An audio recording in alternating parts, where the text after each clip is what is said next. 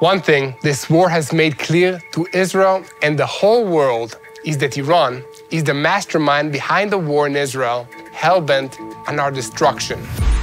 In April 2024, when Iran launched its first ever direct missile attacks on Israel, I found myself sitting with my family near bomb shelters, waiting for hundreds of drones and missiles to hit us. At that moment, I couldn't help but ask, why does Iran, a country nearly 1,500 miles away that was once one of our closest allies in the region, hate Israel so much?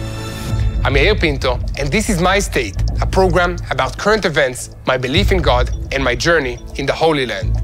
And I'm standing in TBN Israel studios in the heart of Jerusalem, reporting to you. At first glance, it doesn't really add up. Most of Israel's wars have been with our neighboring countries, and the majority of Israel's Muslim neighbors, including Palestinian Arabs, are Sunni. Iran, on the other hand, is Shia. Sunnis and Shiites have been at odds for around 1,500 years. So why do they even care about Israel's conflicts with people that they actually hate? The Shah of Iran had secular, pro-Western values. He allowed for education and women's rights, but he was also a harsh dictator who jailed, tortured, and executed many Iranians. And over time, this, along with his pro-Western stance, made him pretty unpopular. In 1979, the Islamic Revolution erupted, overthrowing the Shah, and the new extreme Islamic leader took over, Ayatollah Khomeini. The Islamic Republic of Iran was established.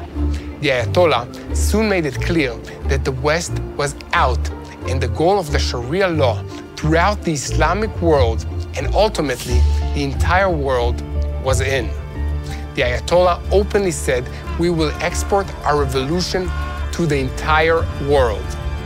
And that's where Israel comes into the picture. For one thing, Iran views Israel as the West's foothold in this region. The Ayatollah calls the United States the Great Satan and Israel the Little Satan.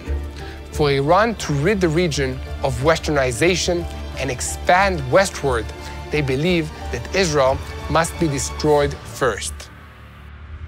Iran despises the peace that Israel has made with several Sunni Muslim countries in this region.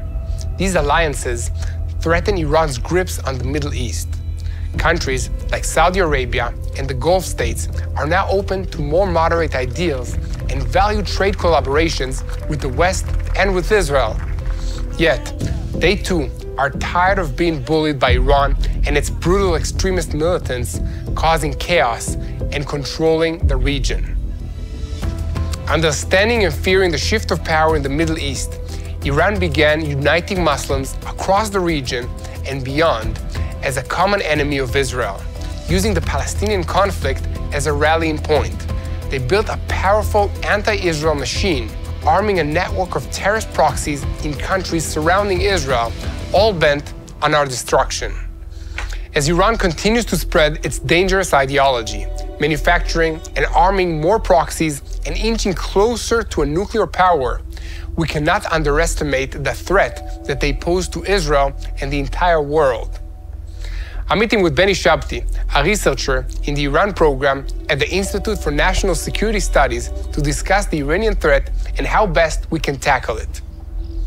So it's good to be here with you, Beni Sabti. You were born and raised in the Islamic Republic of Iran. I think before it was the Islamic Republic of Iran, and then you moved to Israel. So I really would like to hear about your background a little bit. My history begins as a child in Iran. I was born before the revolution. When I was 7 years old, the Islamic Revolution happened. Before the revolution, there were 120,000 Jews in Iran. It was a very successful community of Jewish people, very successful, very involved in the Iranian life. Dozens of synagogues that were opened. Suddenly, in a few nights, the whole life changed. About 70,000, 80,000 Jews just escaped. We remained about 40,000, and most of them left their houses and cars and everything. I want to ask about the time where Iran actually was a big ally of Israel, and we were partners in this region. I mean, can you maybe share a little bit about how life was there then, and what changed all of that? There were bars in Tehran and cinemas and cabarets, and the women were free to wear whatever they want. I remember that Bee Gees and Boney M came to Iran, and Frank Sinatra also. They had the concert in '74. In that year, there was Asia Olympics, and Israel participated. Really? In that games in Iran, and there was not one Israeli high figure that didn't visit Iran. Ariel Sharon and Yitzhak Rabin and Shamir and every general that you want, Moshe Dayan. So what changed? It's the propaganda, the ideology. The radical clerics that they talk in the mosques, maybe they talk about charity at first and helping the poor. Yeah. It sounds very nice, but after the fourth, fifth sentence, they go to the, okay, who took our bread, who took our water, who raped our daughters?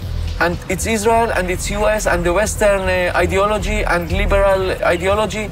So all the youngs grow with hatred against Israel and America, and this is what happened in the 60s and the 70s, and the Shah, the king of Iran, didn't pay attention to that, didn't control it. So when we came to 78, 79, everything was prepared for the revolution.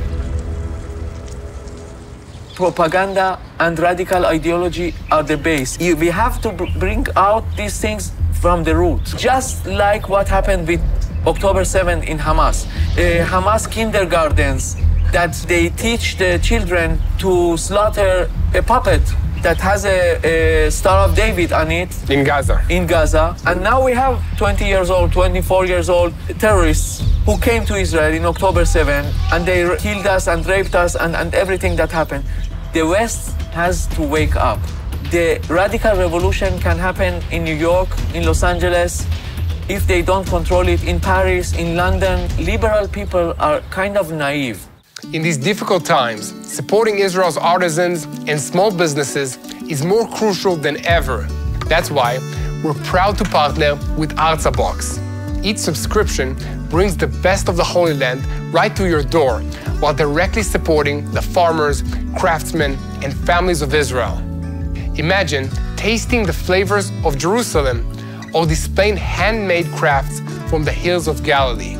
Every Artzabox connects you with the rich history and traditions of Israel, while giving you a piece of its vibrant culture and spirit. Go to www.artzabox.com and use our code TBNIL for an exclusive 10% discount on your first subscription. Thank you for your support, and may God bless you. We've seen that Iran has been forming a ring of fire around Israel with training these proxy groups, with arming them, with radicalizing them, and basically uniting them against Israel. Especially, you can talk about Hamas, Hezbollah, and the Houthis, but there are more. Can you explain how did that happen, and how does this support the Iranian ideology, and what's their goal? So I go back to 79. It began in that days. Right after the revolution, there was a slogan: today we free Iran, tomorrow we free Palestine. Also death to Israel, and death to Begin, and death to Carter, and death to Sadat, who made the Camp David agreement. Yes, they were against peace. They are and they were against peace. And right after that, they established IRGC, the Revolutionary Guards. Their job is just like Gestapo, just like SS, to expand the revolution, to expand the ideology. And they established Hezbollah. A few months after the revolution, about 20 guys from IRGC took themselves and came to South Lebanon, and they gathered some Shiite groups and said, hey, you know where your problems come from? Israel is to blame. We can give you arms, we can give you ideology, we can bring you the trainings, we can give you everything. Just fight against Israel and we pay you. This is Hezbollah. Iran comes to Hamas in January, February 96, and they give them money and training and weapons and ideology and everything they want. Free. Just do some attacks in the middle of Tel Aviv, because we don't want this peace process to go on. After assassination against Rabin, since then the hatred of Israel unites them. The IDF found Iranian ideological books in the tunnels, and their ideology is everywhere here. Why all of them hate Israel so much? Israel is a kind of obstacle in the Middle East for the Iranian Shiite empire to re-establish again. If you look on the maps of about 300 AD or even before that, Iran was from Afghanistan and Pakistan to Egypt. And look at the map of Middle East today. Iran, Iraq, Syria, Lebanon, it's one country.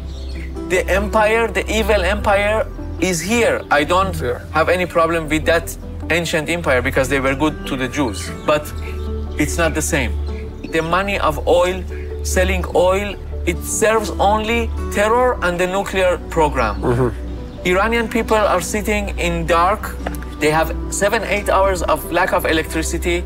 The roads collapse, and Iran regime doesn't care about it. Talking about Iran's future aspirations, we've been dealing with their ambitions to reach a nuclear bomb for many, many years, and very soon they will have a nuclear weapon. Is this true? So in these last 4 years, Iran was kind of allowed to go much further from enriching 3.5% of uranium. Now they are about 90%. It's almost for the bomb. Yes, they have the capability and the materials to build the bomb. The thing is that they don't know how to put everything together. I'm not an expert, but making a warhead, it's a very difficult thing technologically. If we allow them and we ignore all the signs, maybe in a year and a half, they will have the bomb. What do you think that Israel and the United States and the West should do in order to stop Iran from achieving its evil aspirations of destroying Israel, then destroying Europe and the West? When you say Europe, you remind me something that 3 months ago, former commander of IRGC, who now is an advisor of the leader, said we have to expand our borders to 5,000 kilometers, more than what is today. 5,000 kilometers from Iran is not Israel, it's London.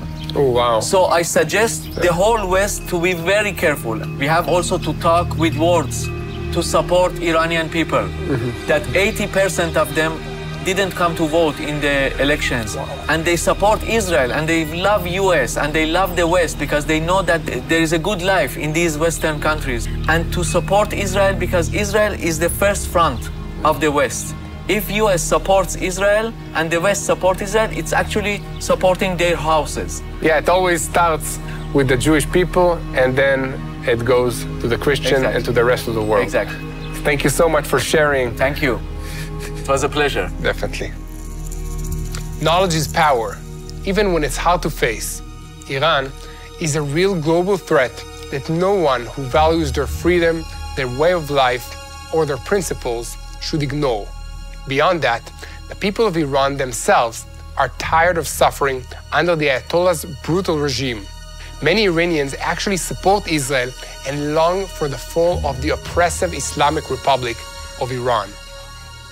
It's crucial that the global community stands together to defeat this true evil spreading throughout the world. So please pray that those blinded by lies will see the truth. Pray that Israel and the world will prevail in this ultimate battle of good versus evil. And as always, pray for the peace of Jerusalem, and God will win this war because He's in control.